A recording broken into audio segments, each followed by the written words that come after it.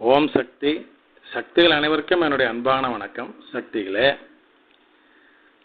எங்கள் பிரச்சார குழுவை சேர்ந்த சக்தி சசிகலா இவங்க ஆரம்ப காலத்தில் சாமி கும்பிடாத ஆள். அவங்க அப்பா அம்மா மட்டும் நல்லா கும்பிடுவாங்க, அம்மாவுடைய பக்தர்கள். ஆனால் இவங்க கும்பிட மாட்டாங்க.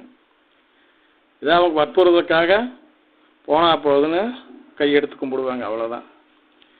இந்த நிலையில் பிஎல் எக்ஸாமுக்கு என்ட்ரன்ஸ் தேர்வு நடந்தது. அவங்க எழுத போகும்பொழுது அவங்க அப்பா அம்மா சொன்னாங்க, குரு பகவானை கும்பிட்டு போ, அம்மாவை கும்பிட்டுட்டு போ, அப்போ நல்ல மார்க் வரும் அப்படின்னு. இது கேட்கல. அவங்க மீண்டும் மீண்டும் வற்புறுத்தம் காட்டி வேறு வழி இல்லாமல் சரி அவங்களோட திருப்திக்காக அப்படி சும்மா ஒரு கை எடுத்து ஸ்டைலாக கும்பிட்டு போட்டு போயிட்டாங்க. அங்கே போனால் பரீட்சை பேப்பர் கொடுத்தா அதில் 100க்கும் மேற்பட்ட கேள்விகளுக்கு பதிலளிக்கணும், எல்லாமே டிக் பண்ணுறது.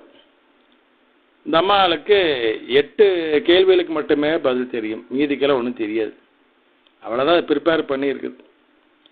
சரி, அது 8ஐயும் டிக் பண்ணிருச்சு. அடுத்து என்ன பண்ணிச்சுங்க, அம்மாவை வேண்டி, நம்ம குரு பகவானை வேண்டி ஓம் சக்தின்னு சொல்லிட்டு கண்ணை மூடிட்டு பேனாவில் எதையோ ஒன்று தொட வேண்டியது, அதையவே டிக் பண்ண வேண்டியது. இப்படியே 100கணக்கான கேள்விகளை அது அட்டன் பண்ணியிருக்குது.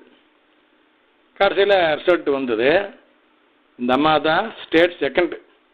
எப்படி பார்த்தீங்களா, குருவை நம்ம நம்பல, அப்புறம் நம்பி காரியத்தில் இறங்காட்டி குரு பகவான் ஓடோடி வந்து உதவி செய்கிறாங்க பாருங்க. அதனால் தவறு எப்பொழுதுமே பராசக்தியின் மீது இல்லை, பக்தன் தான் தவறு செய்கிறான். இவன் தான் நம்பிக்கை இல்லாமல் ஒதுங்கி நிற்கிறான். இவனோட விதி அதை அனுமதிக்க மாட்டேங்குது. அப்போ ஒரு வழியாக நல்வனை இருக்கும் பொழுது அம்மாவில் வந்து பிடிச்சிக்கிறான். அம்மா உடனே காப்பாற்ற தயாராக இருக்கிறது. உங்களுடைய வேண்டுதலை நிறைவேற்றுவதற்காகவே நான் அடிகளாராக அவதாரம் எடுத்து வந்திருக்கிறேன். ஓம் சக்தி.